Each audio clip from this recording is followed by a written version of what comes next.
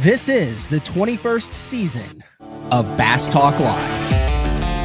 BTL is presented by Bass Cat Boats, Strike King Lures, AFTCO, Pro Guide Batteries, Spro, Gamakatsu, The Bass Tank, Denali Rods, Beatdown Outdoors, and Sunline. BTL coming at you.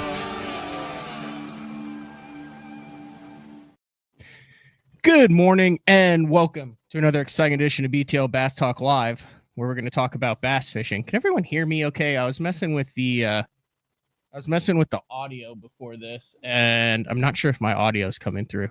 So in full disclosure, I tripped over the audio cord about 30 seconds before we went live, and I pulled something out, and I'm not exactly sure where it's going to go back. So let me know if you can hear me. If you can't hear me, sounds good. All right, we're going to roll with it. I have no idea if I'll be able to hear today's guest. We actually have two guests today.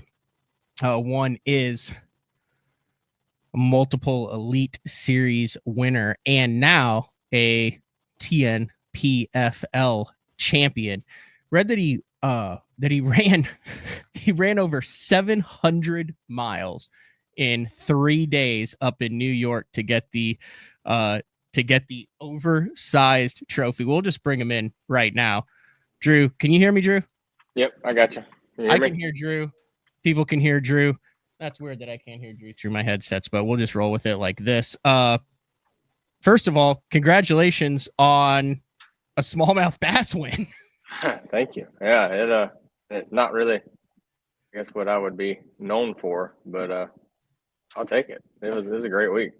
Have you ever done any smallmouth bass fishing not in relation to like a tournament prep or practice? Like, you don't strike me as one of the guys who's just like, what are you doing? Oh, I'm going up to New York, or I'm going up to Michigan for the week just to mess around with these smallies. No. Last year, after the Elite on the St. Lawrence, me and Patrick stayed there for maybe 4 or 5 days, and then kind of did a little mini smallmouth tour. Went from there, fished our way to St. Clair, fished our way all the way up to Saginaw for MPFL up there. So it was good. And it was nice to go fishing, not in practicing for a tournament or in a tournament for smallmouth. I learned a lot, just kind of poking around. We were playing with a bunch of baits and stuff. We had a good time. Talk a little bit about this derby. You guys took out of Messina, right? Yep. So for those who follow the tournament trail, there's really 3 main ramps on the St. Lawrence River. Sometimes they take out of Clayton, which is roughly 5 to 10 miles from the actual mouth of Lake Ontario. Then probably the most popular place to take out of it is Waddington, which is another 45 probably miles, 30 to 45 miles further away from Lake Ontario in the proper river. And then even past that, another 10, 15 miles is Messina. Yeah. I think it was 18 from Waddington, and it was like 100 miles, to the mouth of the lake, 100 and something. And did you put all your eggs in that basket from Absolutely. the start? Like, as far as just kind of talk about what your game plan was. This is one of the earliest major tournaments. I think BPT was there a while back when that was kind of where the you can only catch one fish once rule kind of came into effect after that, because there were still a lot of fish on the beds, but a lot earlier than the Elite Series has ever been there. Typically in August or September timeframe when the Elites are there, those fish are out deep. There's not any that are actually still on beds, but with that early July, like, your game plan was to know you're going to make long runs and try to find as many giants as you could. Yeah, pretty much. And I really wanted to find enough areas that whatever way the wind blew, like, I was going to be okay as long as I could get to them. And that's pretty much what I did. I fished 3 different areas all 3 days because somebody'd see you in an area, especially after the first day. The first day, I guess I fished 2 areas, but like I went there and I went to go catch that fish. So like I started on a 6-pounder, I caught it, and then I went and caught a 474. Then left and went and caught a 5 something and another 5 something, and finished my limit out on a 520 and headed back. The first day of that tournament was probably the best tournament day of bass fishing I've ever had. No way. It just like the plan that I had was perfect. Every bass was there. Every bass bit. I landed every one of them. I was so far ahead of schedule all day long because like I knew I was going to start on that 6-pounder and it was going to be weird. And, it was going to take me 20 minutes, 30 minutes to catch it. Caught it on the first cast. It was like, let's go, And it was every one of them was just like that. And it was a really good time. I'm trying to pull up a map here. You drove how far to catch 1 6-pounder? I started at like 102 miles. So you drove 102 miles for one fish? Yeah, I caught it and then left and went, another 15 miles probably. Caught 2 there, and then we were kind of backtracking, coming in, and caught my last 2. Holy smokes. And had you caught that fish in practice, or did you just know that it was locked? Yeah, I caught it in practice. And then I was like wishy-washy on that whole deal.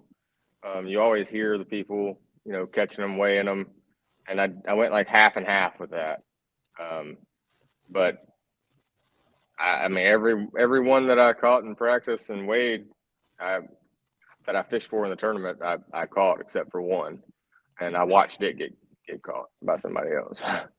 Really? I'm gonna pull this up real quick on the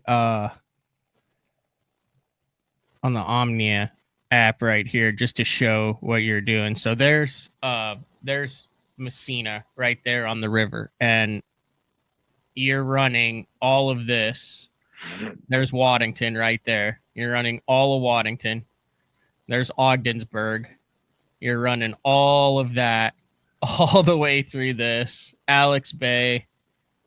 You can either go around the backside or you can go through the American Narrows right here. It just kind of depends on how you want to do that. All the way out into there's Giant Wolf Island where you see a lot of stuff go down typically. Yeah. All the way out into Lake Ontario. So when you look at it, that is basically a poke from that to that. Did the weather just line up perfect this week, or was the second day a little bit choppy on you? It all worked out really well. I think the thing that worked out the best was it was terrible in practice the first 2 days. It was so hard to get out. I was really hoping it was going to be rough all 3 days of practice, where it keep a lot more people off the lake. But like the second day out there on the lake, the only boats you saw were all like elite guys, like people that were pot committed too. Like all the guys that were going no matter what. But if it had that last day of practice, it was like dead slick calm. Wind didn't blow at all, so like everybody went out there, and it made it a lot more crowded than it would have been. But at least it wasn't perfect weather all 3 days of practice, because then there'd have been just a pile of people around there and would have been a little bit different. But the tournament it wasn't bad at all. The only thing you have to worry about there, more so than anything, especially like when you're out there in the lake and you're like, man, it's so nice and calm. Those people up there do not work, and they've got giant boats, like huge boats, and they do like 16 miles an hour and throw a 8-foot wave just like everywhere they go, just like lollygagging around. So you got to deal with all those in the river coming back, and you can really short yourself on time that way because you're dealing with that. And then you throw in at least 2 barges or ships that you absolutely have to slow down for. So there was a lot of people that were late this week because Oh, really? yeah, I think there was like 5 or 6 on day 2 that were late. Some of them ran out of gas. Some of them were just actually late. But yeah, everything went according this week. Yeah. You looked at the giant weights. I don't think it was any surprise that big weights were going to come in this event. Obviously, the highlight of the MPFL, and one of the highlights this year, is no forward-facing sonar. Do you think that impacted this tournament at all, or do you think a lot of the guys in the top 5 would have done the exact same thing, regardless of 0, 1, 2, or 10 transducers? I think the weights probably would have been better, honestly. Really? There was a lot of fish in that 12 to 15 foot that had just got done spawning. There was some pre-spawners, but like it was right on the verge where you could see them with your eyes, but you couldn't really see them. And I think if they would have been scoped, that's probably how it would have been dominated. And it wouldn't have been surprising if there was a 30-pound bag, honestly. That's how many of those big ones were out there. Wow. So like a week earlier, and it would have been absolutely nuts. Yeah. A week later, it would have been a lot tougher. You were right there where you could still make it work, but it was challenging. Yeah. Are you cool going through like your actual setup for what you were using for the bedding fish, and then what you were using for the cruiser fish, how you were keeping those big 5-6 pound smallmouth pegged? Yeah. So for it was just a drop shot and a wacky rig. I mean, that was all I was throwing. The drop shot, it was a Dobbins Ecstasy. It's a new rod that I just got, honestly. It's a 610 1 power, but 16.5 pound Sunline All Might to a 10 pound V hard leader. But I think the key for that one is I was using a 1/4 ounce drop shot weight and like a little bitty number 2 Gamakatsu split shot drop shot hook. And when I say I think that was the key, there was a lot of guys trying to do the same thing, but they were throwing like 3/8 and 1/2 ounce drop shot weights. But I was seeing them like 40 yards, up there. When you threw a 3/8 or a 1/2 ounce, like its presence was known whenever it hit the water. So you'd literally see them dodge, duck, dive, dip, and dodge on a heavier drop shot weight. Like those fish kind of knew that there was a game being played and they were a critical component of it. Correct. Really? So holding it whenever you threw it, grabbing your line and like feathering it to where it hit the water and just like it just barely hit was a pretty big key. I was using a CJ Smasher and a couple of different other baits on that drop shot. And every day was kind of different. Like black was really big one day, a chartreuse and green pumpkin was really big one day, and then black again. And there was no real difference in the weather. It was just different moods for the fish. But the wacky rig, I caught a bunch of fish on a wacky rig too. Do it pretty much the same thing. But a lot more of the cruisers that I saw, I caught on the wacky rig. The ones that weren't actually on bed, they were just up there. And that was on a Ecstasy, Dobbins Ecstasy 723 with 16.5 pound All Might and 10 pound V hard again. But that time with a number 4 Stinger Gamakatsu hook and soon to be released Spro wacky rig bait that me and Drew Benton designed. But that thing, you have to deal with current there too. So like you had to make sure you got it up current of whatever way they were headed so they could see it. Like you wanted to get it way up in front of them and you wanted it to be like this far off the bottom whenever it got to them. You didn't want it to be way up here. Some of them would absolutely commit suicide on it. There's no doubt about that. I mean, they'd eat it off the surface, but most of them, they wanted it to be like that far above the surface or above the bottom, as it's kind of going through the current by them. But that was pretty much my 1-2 punch on that.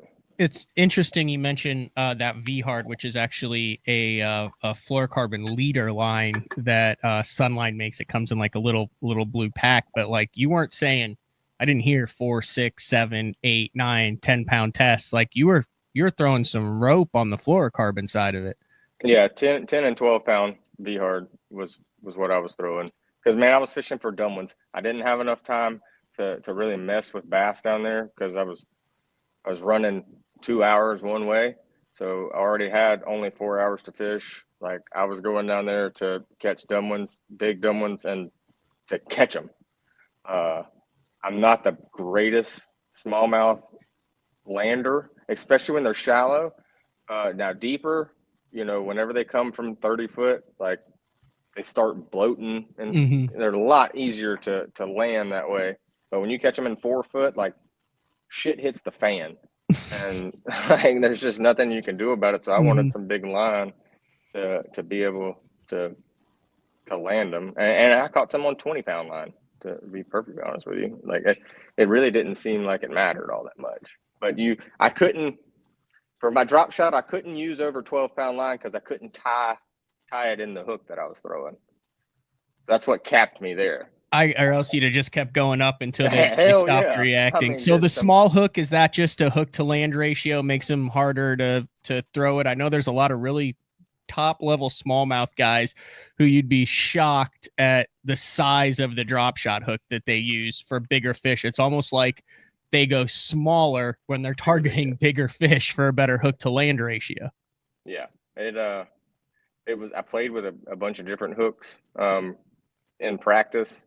I played with threading, played with nose hooking, and the number 2 split shot drop shot. But it seemed like those big ones, that have their lip it's got a bubble. It seemed like it'd get it right behind that bubble. The eye would just barely be, out of their mouth, and you didn't have to worry about chafing. You really did not have to worry about them coming off. The only thing you had to worry about was them breaking you up on a rock.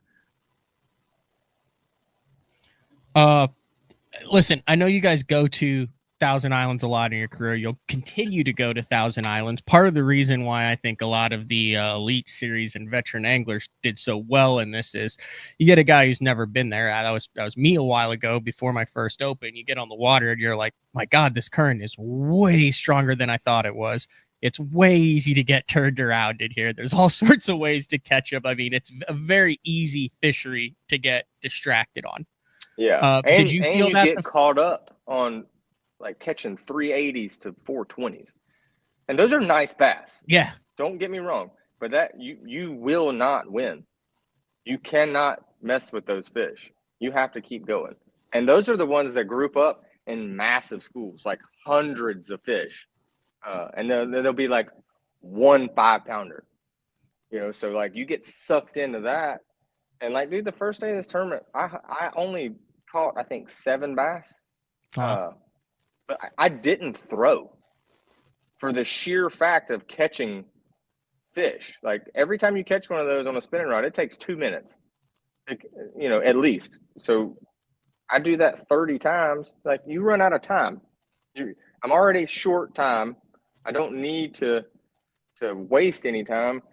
So like just wing dinging around. If I did do that, I was throwing like a chatterbait on 20-pound line on a big rod. Set the hook, flop them in the boat, and keep on trucking. Now, whenever I got into, a place that had some nice ones, I'd pick up a hair jig and just throw the wacky rig around. But just going on a flat, no, I was not throwing. Is that bait that you and Benton, that wacky rig bait, is that an iCash release, or is that something that might be like classic next year? Yeah, it's going to be a soft release at iCast. Can you show it today, or would you get in trouble if you showed it today? Oh, hell with them, I'll show it. I'm interested in this. Drew Cook, unreleased. One of the first looks ever at the new prototype wacky. Now, knowing Drew, he's got a bunch of stuff, so who knows how long it's gonna. Oh, he's right at it. Yeah, they're still in the game day box. And this is you said this is a Spro plastic? Look at that. All right. Oh, all right. Walk me through that real quick. You're going to get a call from Sid, who's going to be like, what the hell? Yeah, but hey, you can have him call me. I goaded you into it. Yeah, it's your fault. No, it was a bait that we designed. I wanted to kind of combine everything. I wanted a really good wacky rig bait that was not all that fat, so it would skip really well and had a lot more action as it sank. Something that would like honestly, it was for bed fishing, throwing around largemouth mostly, but something that would get them to come up. They'd see it better, and it's got a lot of really good action. And man, these things stink. They're infused with some top secret smell good. And I'm really excited about this one. I've caught a lot of bass this year on this bait. I caught a lot of bass at Hartwell in that elite. Pasquotank, I caught most of my bass on it. And then this is all I have left. These are the only ones I have left. The tail on that looks a little bit more perhaps like that swimming worm paddle tail on it than it does like a ball. It's like it didn't seem like it was like a ball on the end of it. It seemed like there was some unique shape to it. Yeah, there you go. Yeah, you got to go the opposite. It's like when you first back up a trailer. Okay. And it's not like one of the ball ones where they kind of like rotate like this going down. Yeah, It's more like okay. It like flies its way down. If you're lucky, I don't do show clips. That's buried at the 24-minute mark forever. No, but I'm really excited about that one. It skips really well too, and it fits a stinger. I kind of built it around a not a B10 stinger, but the G-Finesse stinger, and it's been pretty good. You can also cut it down. I've caught a lot of bass at the Pasquotank. Were you using the titanium weed dart or not on that?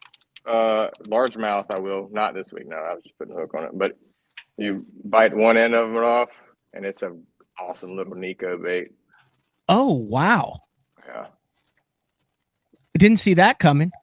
Yeah. There's the hook right there. That's that stinger, that G-Finesse stinger. That's actually built around a fly hook. If I B10. Yeah. And then they actually just came out. I think that's also might be another iCache release. Is they put a keeper on it right there if you want to thread a little bit. So like there's a new one with a metal keeper that comes off and it's a little bit further down the shank. So if you're throwing those 4 and 5 inch minnow baits and want to thread it on, that's kind of what it's designed to do. And then the other option for that, when you were talking about the largemouth, is that right there. Yep. Love that hook. Yeah, that's a good hook. I've caught a many a bass on that thing. Are you a skewer or are you one of those guys who uses like a ring or one of those? Like, how do you keep that bait in there? Man, smallmouth, I didn't put a band on it, but I used, and this bait, I can show you one that doesn't have one on it. This bait's got it's got a groove in it. Yep. For the Wacky band. Yep. But I use the ones that have the very little nice keeper on top of it, so it always keeps your hook. Yep. So you were rigging that horizontal, so you wanted that bait to fall, so when you pulled it, it would make the motion. Whereas on the Nico, you put it vertical in line with it, so then your hook is always doesn't impact with the plastic. Yeah, and your bait doesn't fall over sideways. That's what happens whenever you hook one sideways Nico, and your bait will fall over sideways. It blows my mind that people still do that when they're Nicoing. Some good ones. I mean, some really good Nicoers. But the bait, it literally, when the hook's out the side, it just drags it down. When it's straight up, a little bit of tension, it just stays just like this the whole time. Give me your top 3 wacky wormers on tour right now. Elite Cox, Series 4 BPT. Cox, Tnpfl, Ott Defo, number 2. I know he just won a little bit using it on the Potomac like that, but that's no. I mean, I think I don't know who the third's going to be. Honestly, it's got to be like one of you, like you or Benton, doesn't it? I don't know. I catch a bunch of bass on a What about Brandon Cobb? Cobb, there you go. That is, yeah. That one came to mind too. It's John Cox, far and away, and now he uses the general. It's no secret for that, but amongst the wacky guys is Cox like far and away number one, 1A, No doubt. almost sacrilegious to say anyone other than John Cox. What makes him No so doubt. good with it? Do you think he catches fish on a wacky rig that other people can't catch, or do you think it's because he knows how to get into the best areas to catch those fish? Is it an area deal, or is it what he actually does with the bait? A little bit of both, but I think a lot of it has to do with like he just keeps it so simple, like stupid simple. Like he's gonna throw these 3 things and he's gonna fish for the bass that bite those. And that's such a great mentality, and that's why he's always consistent, always does good, because he fishes for his fish, and I feel like that's a huge thing to do, is fish for your fish. But I've also seen Cox do some really, really cool stuff with a wacky rig. Learned a lot from him, and I'll just say he's not just letting it sink to the bottom. So is that kind of like a wacky rig? You look at it, you cast it out, you let it do its thing, you twitch it a little, you let Reel it in, eat it. throw it up. But here's the deal. It's more like a crankbait or something like that, to where the guys who are at the very, very top of it tweak it, change it, do little things that can trigger bites that the average guy who just thinks like a plug is just cast out, crank it in, hope one eats it. But there's a bunch of little tricks to generate bites. Same thing with the wacky worm. It's just interesting. I never even thought about it like that. Very interesting. What are your thoughts on the MPFL this year? I look at the official leaderboard for this event. You, Welcher, Upshaw, who has been a touring pro, is not this year, but then Walters, Atkins, Canterbury, Christie, KJ Queen. Those are the top 8 right there. A lot of what I would say established tour Elite Series veterans at the top, and then the Angler of the Year looks very similar to that too. Talk about the 2025 season for the MPFL, kind of what the vibe is. Good to have all of the Elite Series guys kicking butt, or it is what it is, or what are your thoughts on that whole scenario over there? No, I love it over there. I've had a blast the past 2 years fishing over there. I think probably the biggest deal is, there's no cut in the MPFL. Everybody fishes all 3 days, and when you leave those guys out there for 3 days, like they're gonna figure it out, and like that's probably why because when stuff's not going right the first 2 days, like they're gonna change it up. They're going to go somewhere different, go do something different, something they haven't done in practice. They're not scared to go for it. But also, they're not scared because there's no points. There is points, though. That's not the right way to say it. But, like, on the Elites, if it doesn't go right the first day, you go straight to prevent defense. You are trying not to get kicked out of the Elites, trying to stay in the Classic, trying to, keep your job, just make a check. Blah, blah, blah, all that stuff. The MPFLs, it's like, I think a lot of us are over there fishing to fish competitively for fun, because it's such a points numbers deal on the Elite Series. I'm not saying that it's not fun. It still is fun, but like it's so stressful, going into some of these events, because your mind's just going what you have to do, where you have to finish, what's going to happen, how is it going to happen. In the MPFL, we're just going fishing, and that's all it is. It's just fishing. So like when you let some of those guys, you let a Greg Hackney go out there and have some fun, like he's gonna catch their ass, and then he fish has. 3 days. Who has decades of experience in micro adjustments. Correct.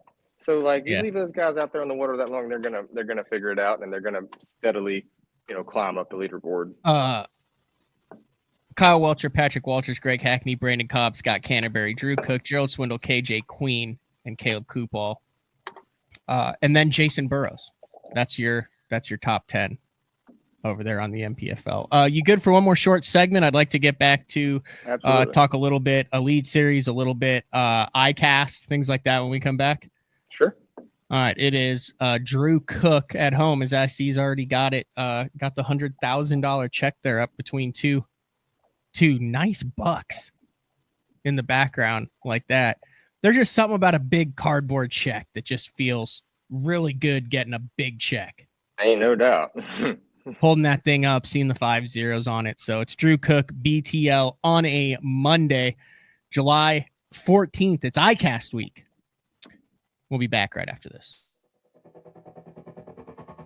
The new Puma STS has been redesigned from the ground up. With the angler, design, function, and performance in mind, nothing on this new offering was compromised, and the only thing carried over from the previous version is the name. Based on the Soft Touch series hull that started with the flagship Jaguar, this new model is nimble and performs incredibly well at all speeds with either a 250 or 300 horsepower engine. Featuring a new 96-inch wide-body footprint, this hull measures out at 20 foot 7 inches in length. Industry-leading design coupled with tournament-winning performance. The Puma STS from Basscat. Feel the rush.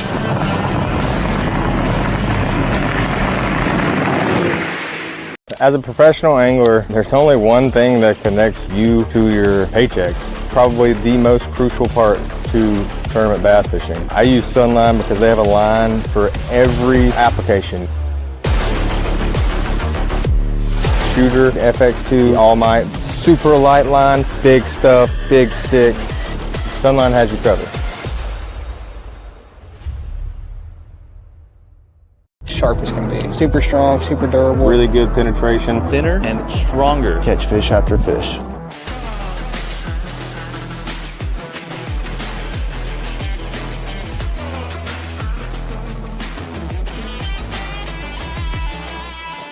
I want to make sure that I'm using the best stuff possible. World's finest hook. World's finest hook.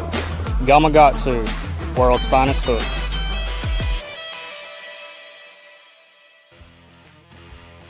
All right, welcome back, BTL, on a Monday. I was going to run a couple more ads, but I thought it was kind of badass to bring you back in after the Yeah, those are like two like straight up Gamakatsu ads. commercials.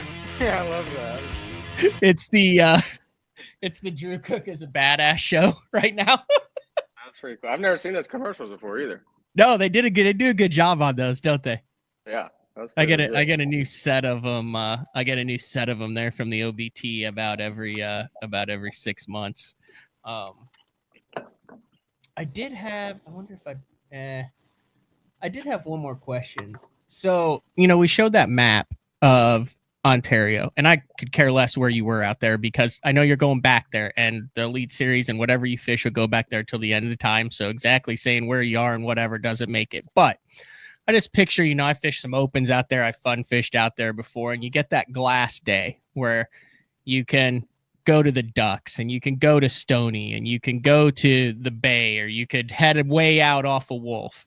And it's just way bigger than anybody can understand until you've been out there. How did you know where you wanted to start? Like, how did you figure out where you wanted to look for these fish? Because quite frankly, you could look for literally 1,000 miles. Well, they had it off limits on us. They did. Yeah, it was from like Prince Edward, like halfway down Prince Edward to like Mexico Bay, which is, hell, we didn't have enough time to go any further than that, honestly. If Mexico Bay would have been open, I might have looked at it just because it's kind of like untapped, so far away. But no, I had a game plan of somewhere that I could get far enough away, but still have enough time to fish, and like just some places that I had some history with a little bit, and that I'd laid eyes on before, because I was only going to have one nice day of practice, and like everything else was going to take forever. Whenever it's rough out there, like if you want to go to the next point's like 5 miles. So when you're doing 13 miles an hour, like it takes a long time to get over there. And it looks weird because you can see it right over there. You're like, I'm just going to go over there. And then you're like, what? Am I even moving? Yeah. It's just like being in the ocean around them oil rigs. You're like, there's another rig right there, and that rig's 25 miles away. And so it's kind of like that. But I wanted, somewhere I could be efficient with my practice that I had and be efficient during my tournament day, to fish it. Mm-hmm. On the Elite Series side, 2 events left. You're in 24th in the Angler of the Year standings. It's an interesting position because, I mean, you can push if you want to, but the Angler of the Year is out of range, and you're 40 points to the good to make the Bassmaster Classic, which I know how important that is to a professional angler, making the Bassmasters Classic. I also know it's not in your nature to play it safe on a couple of fisheries where the risk versus reward is a real factor in St. Clair and the Mississippi River. What's the plan? The game plan is to get to the top 10. You know, keep the stats up. I don't like being that far down there. I just had honestly, Oklahoma. I hate Oklahoma. Oklahoma hates me. Because there's no grass? Is that why? No, I've had the worst luck ever in Oklahoma, and I think I fished like 6 events there, and like some crazy stuff's happened every time. So like Oklahoma really got me pretty good. But besides that, you know, it's been a decent year. I don't want to have another year like I did last year. I think I finished in 22nd or something like that. I want to, you know, get back to up there in that top 10 because it helps you in every aspect. I mean, if you can say, you know, 5 out of the last 7 years you've been in the top 10, like that's something that a sponsor will look at. Yeah. But also saying you made the Classic every year is pretty big too. So like we're not going to do anything to jeopardize the Classic, but we're not going to lay up, put it that way. Is it hard to believe that you've been doing this full time for 7 years now, Drew? It is hard to believe. And at the same time, it's not hard to believe. I feel like I fished 2 years of tournaments this year. Like I've fished so much. Hadn't been home a whole lot. But it is, when you think about it, it was like, dang, I felt like I was a rookie like last year, you know? Yeah. And really it didn't, whenever we were at Hartwell and on the last day, doing the drive-through weigh-in, and he said the veteran, Drew Cook, I was like, me? Like, but I guess to Paul Mark, you know, I was a veteran compared to him. You know, he was a rookie, but still, I'm kind of in that awkward teenage stage. You know, I'm right there in between the rookie and the veteran. Winning makes it a lot easier, doesn't it? It does. It helps the cause, most definitely. Not just financially, but also sponsorship-wise, solidity, approaching new sponsors, working on baits, a lot of the stuff that we've just talked about. Like having no one above you on the leaderboard at least once every couple of years solves a lot of issues that people complain about in professional fishing. Correct. A lot of the saturation disappears whenever you're able to do that. Yeah. What's the biggest thing you've learned? Like, go back to your rookie year to now, like something that you look back on that you were like, boy, that was crap when I was the first year. And now that's something that I'm one of the best in the world at, on or off the water. I would say efficiency. I think that's probably like the biggest thing that nobody knows about in our world, being efficient. I used to practice probably really terrible, but I was good enough at my homework that I was in a good enough area to begin with.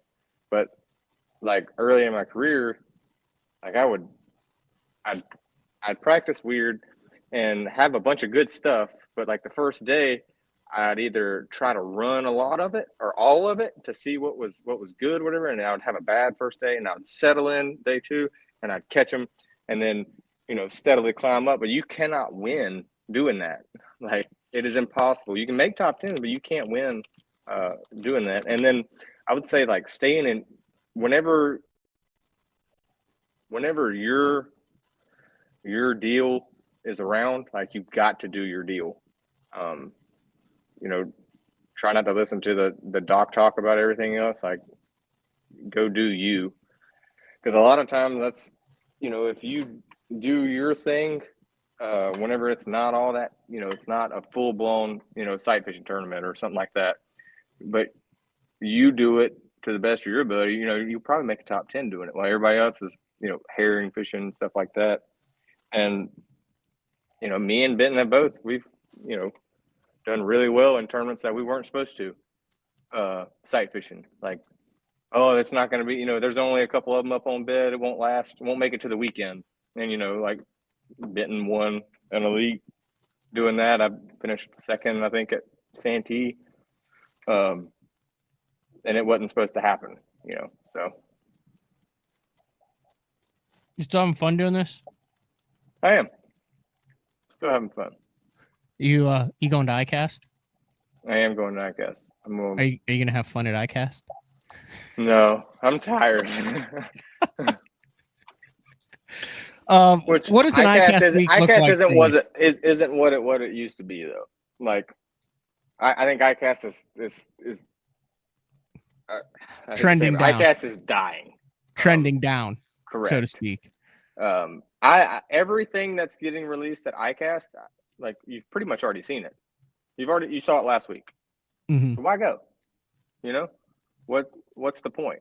If you've already seen it. But an ICAST for me, I'm gonna wake up at like 5 o'clock in the morning Wednesday, get in my truck, drive straight to ICAST. Got a couple hours at each booth Wednesday, and I've got 2 hours that I've not held down somewhere. Got some meetings to do and just some poking around with some new people. Go check some stuff out, see what's new, and obviously we have a dinner Wednesday night, and then do the same thing Thursday till about lunch, and then I'm headed out. That's fair. Do you know when people will be able to get their hands on that Spro Wacky worm? I do not know. It won't be long. I think probably October. Okay. And is it's not elastomer or anything? Is it salted? It's, yeah. Light. Little salt, little sand, little. Okay. So it sinks right. Yeah. All right. I guess it was revised quite a few times. We've got this, a swim bait, like to buzz around, like a dipperish type bait, and a crawl for bed fishing. And the crawl bait's gonna be legit. Sweet. You have to see it in the tank. It's pretty badass. All right, I'm gonna let you go, Drew. I appreciate it, Matt. Thanks, man.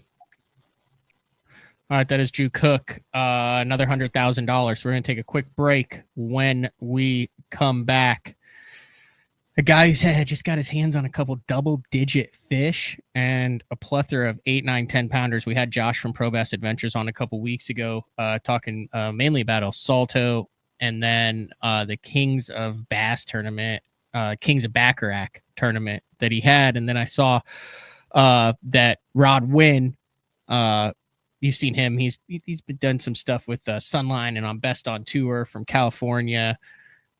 He was down there at Backarack, and I was like, man, give me a little bit of behind the scenes, how it actually went. And they were like, well, we'll just get you on the show to talk about it. I know he was just down there for 3 days. Josh was down there with him. So we'll talk to Rod Wynn when we come back. It is BTL on a Monday. July 14th. We'll be back right after this. Beatdown is efficient. Rock solid. 100% American made. This thing is super tough. I mean, this thing is not going anywhere. I've ran the Beatdown double stack from Florida all the way up to New York. And the one thing that I know is when I get to my fishing destination, I never have to worry about issues with my graph mount. Your options are endless with these mounts, but they're steady, they're solid. These are the most reliable mounts on the market, and you can't go wrong with the Beatdown.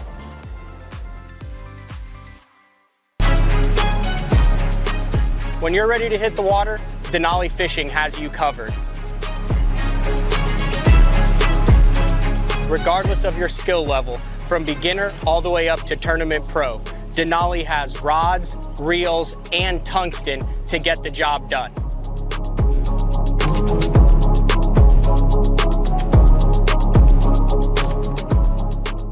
Check them out at denalifishing.com.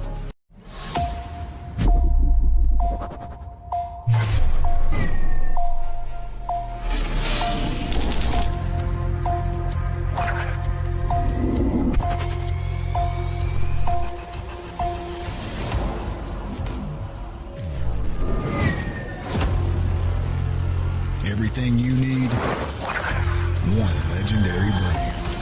Top unarmed, Strike King.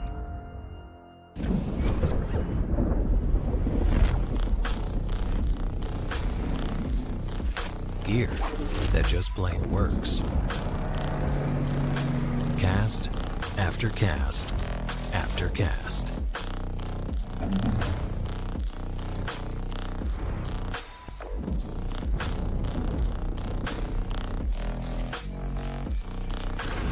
AFTCO. Any fish, any water.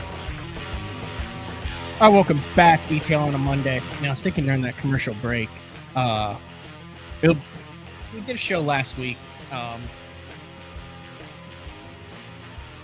we talked to a couple of younger anglers and talked a little bit about, where the sport's headed, the direction, the influx. It wasn't that long ago when the dink and dunk, the spinning rod, was kind of looked down on. I mean, they called it the fairy one. Now it's odd to see someone catch a giant fish unless you're throwing a glide bait that's not on a spinning rod. But just that interview with Drew, whenever I hang out with him around the media events or he's at an event, I'd throw Drew Benton in that. Brandon Cobb falls into that category. Wes Logan, who just won, also is another angler in that category. But are they the last class of old school style anglers?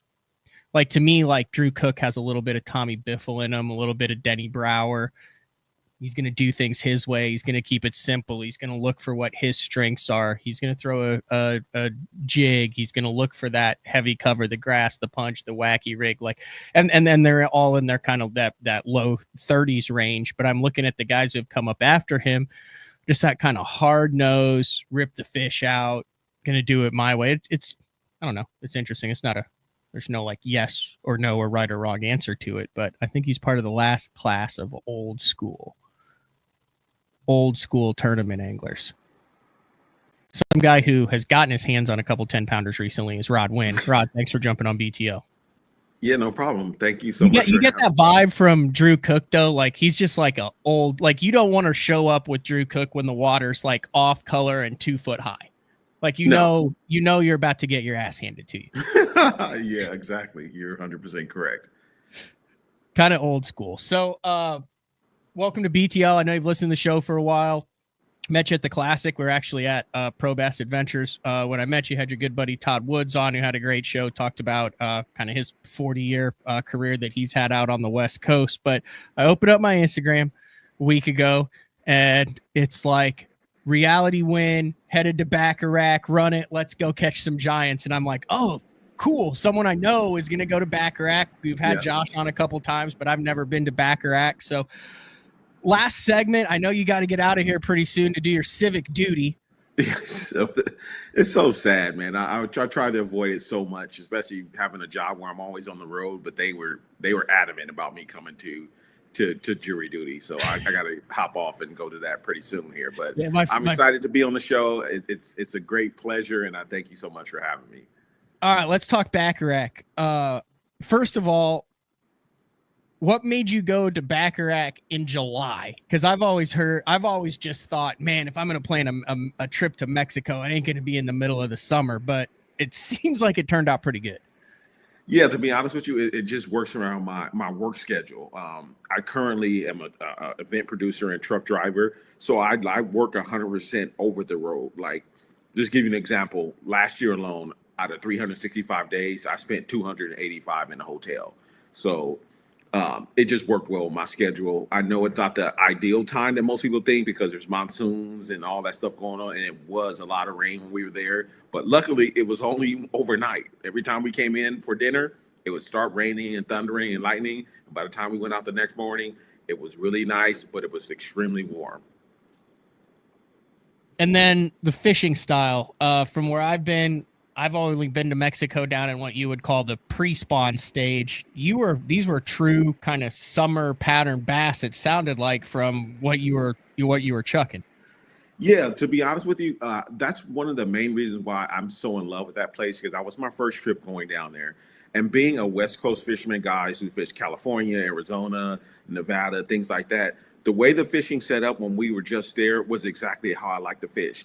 And I know this might be kind of frowned upon with a lot of people, but I'm not that guy who likes the Delta. I don't want to pitch a worm or jig or punch and picking grass off my bait every cast. I don't enjoy that. I'm gonna be honest with you. Neither do I.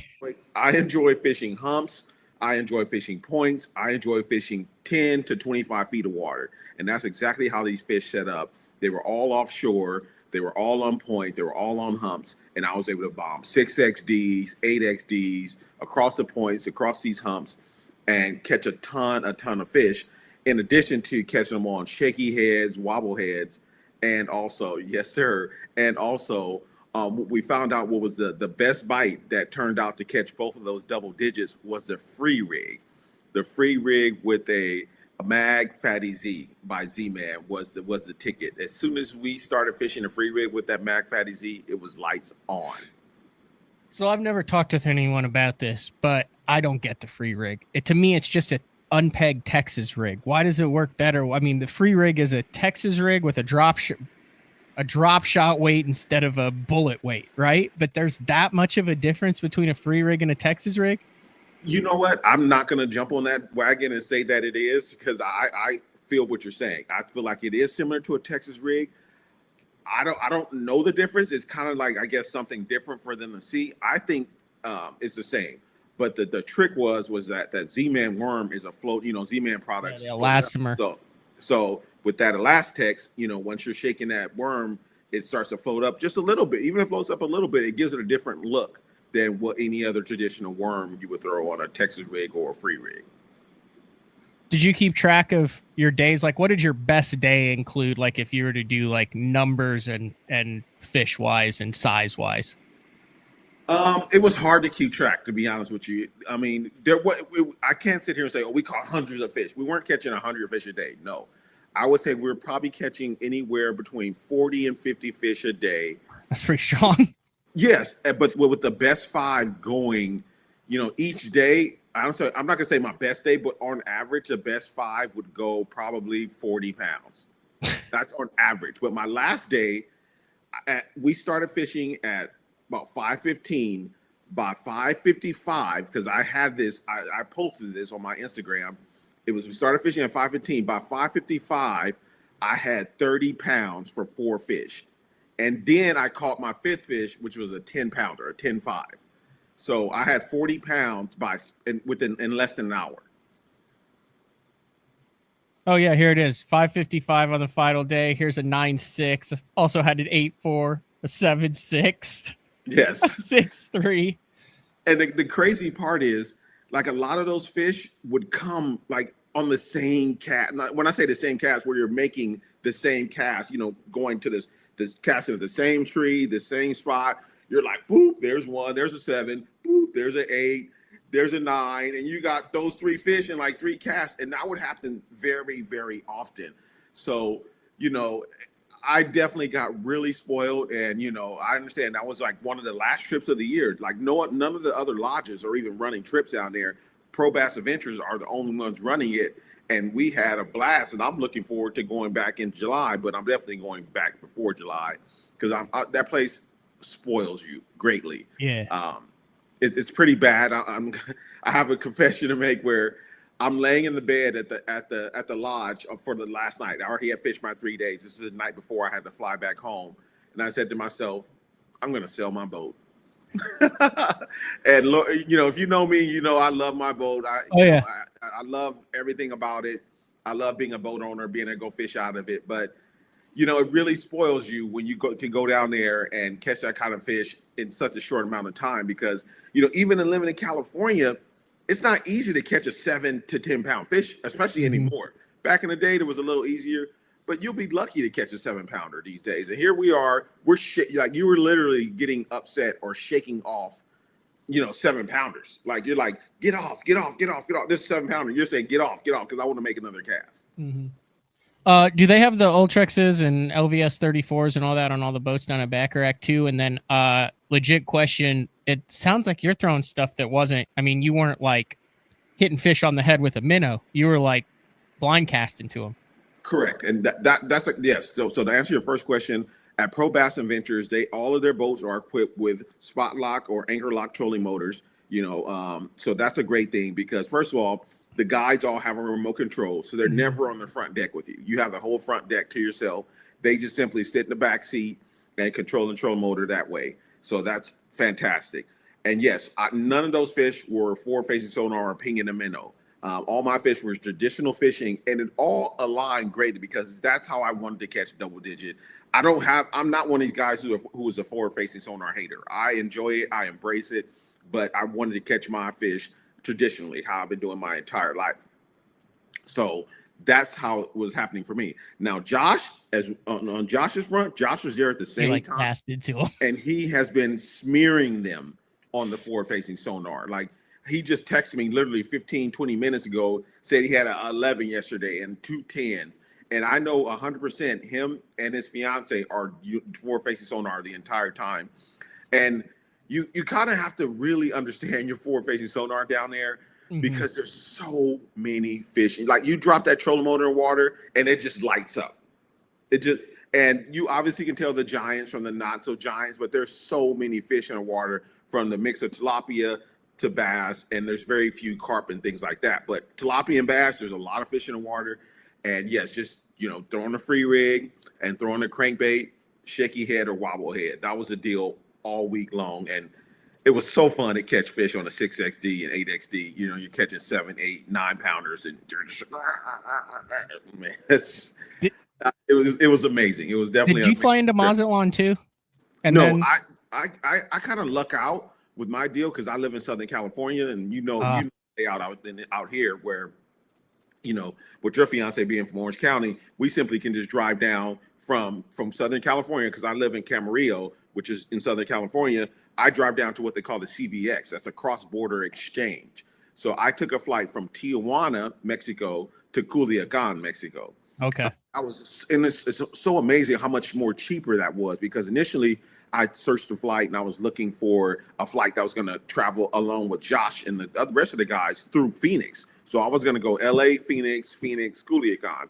And that was like almost $800 for that flight. But then once I researched the CBX, because my brother put me up on game, because my brother is a hardcore saltwater guy who always fishes Cedros. He's like, hey, bro, you might want to go through CBX and go that route. It worked. The flight was only $400, so I'm saving $400 there. And of course, I had to pay for parking at CBX and the cross-border exchange fee, which is only like $25. But I literally saved at least $300 just by going through Tijuana, from Tijuana to Culiacan, Mexico. Ballsy. Yes. And yes, you know what? And it's funny you say that, Matt, because I thought it was going to be, and I'm not trying to sound some type of way, but I thought it was going to be way more like scuzzy when I got down there. Sketchy. Yeah, like sketchy. But the CBX was really, really nice. And I'm lightweight bougie. I'm not going to lie. And, I like nice things and like comfort. And I at no point did I feel like, oh, this is not it, Yeah. And so that whole process was fine. Of course, you kind of have to adapt because, you're flying on Volaris Airlines, which is primarily an Hispanic airline. Mm-hmm. So all safety announcements and all the flight attendants, everything's in Spanish. They do give a few things translated in English, but for the most part, everything's in Spanish. But I was able to make my way without any hiccups or anything like that. I did put a post up the other day. I took my own rods with me on this trip. I noticed that. Yes, I don't think I'm going to be doing that again in the future. One of the reasons why I did that is because I wanted to catch the double digits. And this is honestly, those are my first 2 double digits of my life. So, congrats. Yes, thank you. So I wanted to catch these. I kind of had, obviously you going down there, you kind of have an idea there's a high chance that you're going to catch a double digit. So I wanted to do it on my rods, like the rods I own and that I fish with. Mm-hmm. That was the main reason why I took my own rods. I have a travel tube and all that because I've traveled to to Fork and Lake Austin and other places and other destinations like that before, but I probably won't do that again, especially because Pro Bass Adventures, they also have loaner rods. So you legit don't have to take any rods if you go through Pro Bass Adventures, because the tackle shop is fully stocked with, high level rods that you can take out, and all you need to do is bring your reel, spool with 20-pound test, and you're good to go. So that's what I did. I had a couple that are shipped down there, but at El Salto, I was like, dude, he said that they upgraded them, and we got down there this year, and it's just like G Loomis, like all sorts Dobbins, of different, yes. G Loomis and Dobbins primarily, and they're all like, they're nice rods. No, he had GLXs. I'm a Phoenix rods guy myself, but I know good rods when I know good rods through the history of fishing. When I went in the store and I saw Loomis GLXs for loaner rods, I'm like, these are loaner rods? These rods are like $500 a pop. So yeah, it was a good deal. So that was my key learning is the rod thing. I wouldn't change anything else about the trip. I know I mentioned the other day, the ride from Culiacan to Backarack is pretty long as far as like traveling in the van. But what makes a lake good. If it was accessible to everybody and you could just roll down there and dump your rig in it, then fishing wouldn't be like that. Like that's the same thing with El Salto. Like, yeah, you're flying into Mazatlan, you're getting on a van, you're driving an hour and a half from it. There's no public launch ramps on the lake. There's very few. That's what makes it a great lake. What's funny? It's funny you say that, because my brother was asking me, he's like, dude, why is that lake so good? And I really couldn't figure it out. I thought it was the tilapia or something, but that is a good point. It gets pressure from, the guests, but there's no random guys driving down to Backarack and launching their boats. No. Yeah. So, anyway. Another thing is I want to give props to the staff and everyone down there, at Pro Bass Adventures, from my guy, Tonito, and the entire staff, Juan and Joshua and everybody else down there. Those people do a fantastic job. They roll out the red carpet, and they're on point with everything. So I look forward to going again. I thought about going to El Salto, but because I believe you have a group going down in El Salto later this year, right? Yeah, December 9th through 15th. Okay, 9th through the okay, that's a nice little trip. But I was always told that El Salto has more numbers than the doubles. Yeah, so in the years that I've been down to El Salto, we average about. I've never caught a 10 out of El Salto, but I've probably caught 15 9-pounders. All scaled on that in the time. Yes, but it is like you might go out and throw a vixen or a spook one morning and have 38 to 42 pounds in an hour and a half on one stretch. Jeez. Which it's just, or, when you go out that like, if you roll a 5'8" Kitech next to this tree, that one between 5 and 9 is just going to lock it up. Right. And they keep getting bigger and bigger. So this year I expect, more 10-pounders with the year class fish they have. But it was your guide. Like I always have, we have OL, JOEL, fish with him. And like, you could tell when he thought it was a big one, because he would, you'd hook one and be like, oh yeah. And he would just sit there and he'd be like, oh yeah, it's a nice fish. You could tell he's just like getting ready to land it. But like, there were a couple times every year where like you hook one and it comes up and you see him like grab the net, start getting everything ready, stand up. And you're like, okay, if he thinks this is a big one, it's a big one. Like you can definitely tell when the guy thought it was game day.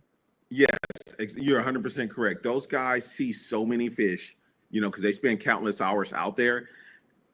I dumped one fish on a crankbait. It was that he said that was close to 10. So I was very, very disappointed. That was the first one I hooked that he thought was 10.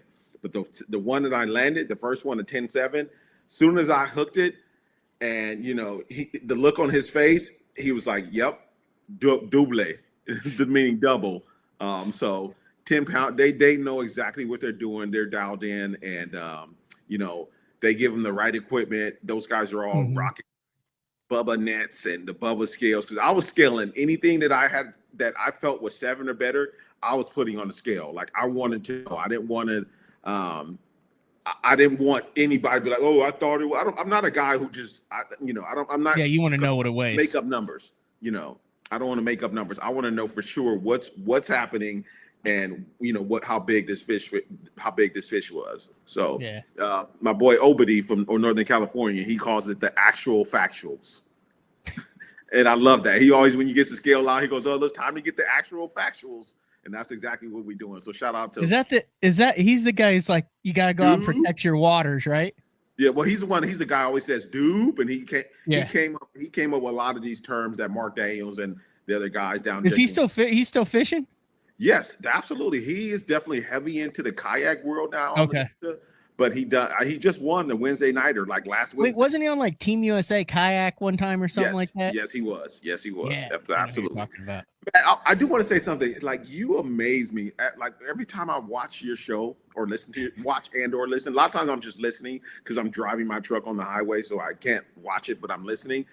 You amaze me with the knowledge you have, bro. So I just want to give you your flowers on how you just always have the facts about, no matter how far these guys go back. Now, I've been fishing my entire life. I'm 49 years old. I turned 50 this November. That's why I'm going back to Backarack, because I turned 50 in November. So I know the history of, all the way back to Orlando Wilson and, Jimmy Houston way back in the days. And you just amaze me, bro, with the amount of knowledge you retain from this proffing game. So major props. It's a blessing and a curse. Thank you.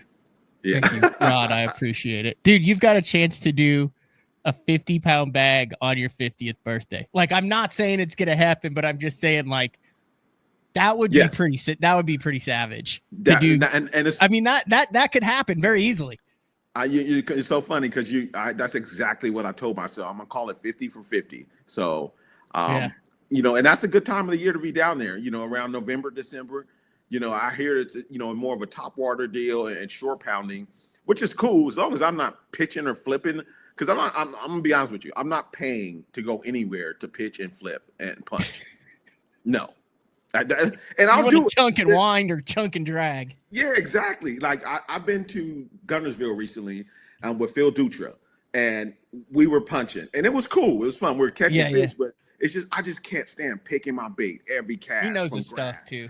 And yes, and I just don't like. I like the thrill of fighting a fish and pulling drag and enjoying the experience of landing that fish instead of just jack pulling them out of the grass. Oh, there's one, boop. Oh, he's in the boat. Like, that's just not my deal. Of course, everybody's got their thing. I much rather burn a 6XD and get slammed by 7 to 10 pounders.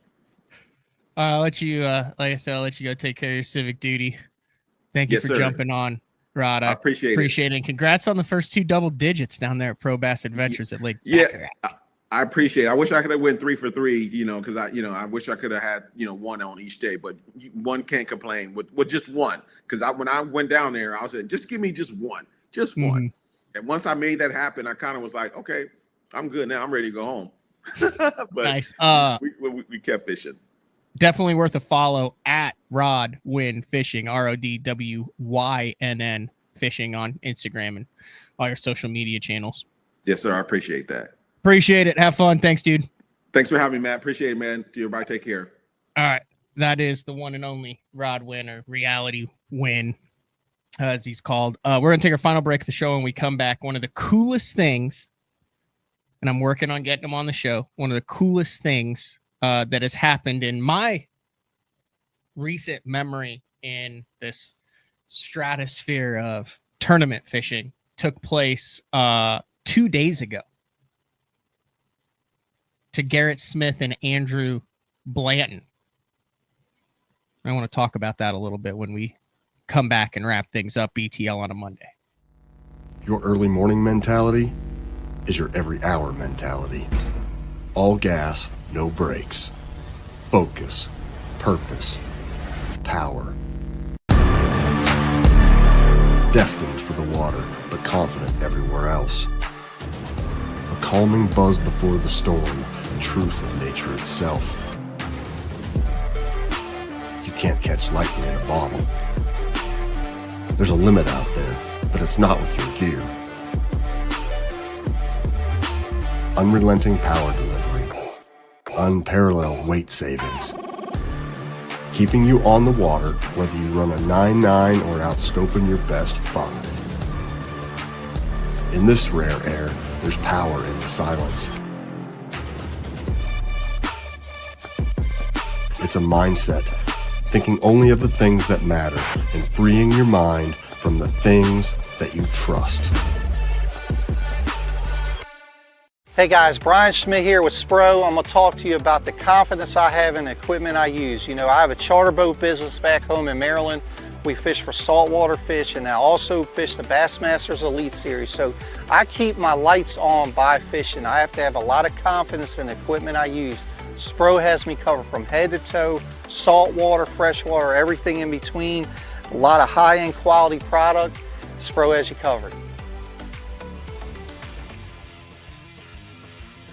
All right, wrapping things up, BTL here on a Monday. We've covered a lot of things. We covered Drew Cook winning a major tournament. And then we had Rod Wynn on. He was talking about just a fun fishing trip down to Backarack in Mexico, plugging them, free rigging them. Over the weekend, I have to take a deep breath to get this out because it's like 19 words for the title. The 2025 Strike King Bassmaster College National Championship presented by Bass Pro Shops took place on Lake Cherokee over there in Tennessee. And Andrew Blanton and Garrett Smith won that event in a sudden death fish off. So they go out on Cherokee, they fish for 3 days. Now this puts them there. I think they were in the bracket anyway, but this puts them at the top. They're national championships. They're also back-to-back classic bracket qualifiers. And basically, I'm going to read it here. This is how it went down. I want to get these guys on because this just sounds like I would have lost my mind if this had happened to me when I was 19, 20, 21 years old. Deadlocked at 43-3 at the conclusion of the weigh-in. Both teams, Turner and Sumrell, I believe were who they were tied with. Both teams returned to the lake knowing the first team to catch a legal keeper bass would be declared the winner. Blanton and Smith's primary area was over 20 minutes away from the takeoff at the TVA Cherokee Dam launch. And I've been to Cherokee before, and you come out of the ramp and you hang a left, and then there's like all this riprap, and then there's like, if you were a Game of Thrones fan, there's like a dam, and it's literally like the wall. Like you're like, holy cow, that thing's really huge, and you can actually go right up to it, and then it's just a long stretch of riprap, probably a quarter mile riprap, and then you hang a right, and then you can go out to the whole lake. So like if you're trying to catch a fish, like you come out, you look to the left, it's just riprap and dam. That's all there is. So Blanton and Smith's primary area was over 20 minutes away from takeoff at the TVA Cherokee Dam launch. So instead of wasting valuable time running, they made a very short run to the dam and found a promising rock pile. We stopped at the dam knowing that the other team, was probably going to catch a fish before we made it to our best spots. Within 5 minutes, I saw some sitting perfectly on a boulder. First cast through in there, bit his jig. Once Smith netted the largemouth, about 2.5 pounder, they quickly confirmed it measured 15 inches. So like, they catch it. You have to watch the clip. I wonder if it's on bassmaster.com.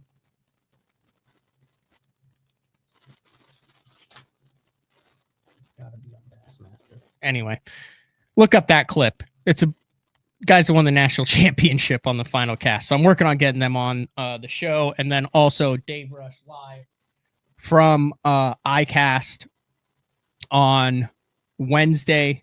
Maybe Wednesday, Thursday. I don't know. We'll figure out when Dave can do it exactly from iCast, but we will be live from iCast. He's actually kind of the same thing that we did at the Classic. He's going to try to walk the floor a little bit, see what he can get, and then back on Thursday with Frank Scalish. So big shout out to Drew Cook, to Rod Wynn, and to all of you guys jumping back on a Monday. Same time, same place tomorrow. We'll talk to everyone then. See ya.